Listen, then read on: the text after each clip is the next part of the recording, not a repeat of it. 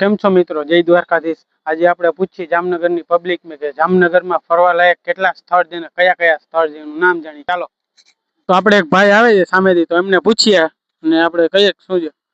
તો ભાઈ, જામનગરમાં ફરવા લાયક કે સ્થળ કયા કયા છે ને સારા એવા?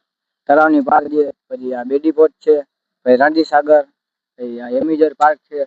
કેટલી જગ્યા છે સારી સારી, ત્યાં ફોટા એક નંબર આવે છે બધા। સારી એવા ફોટોસ ને વિડીયો શૂટ કરવા હોય તો લોકેશન ને એવું કયું સારું?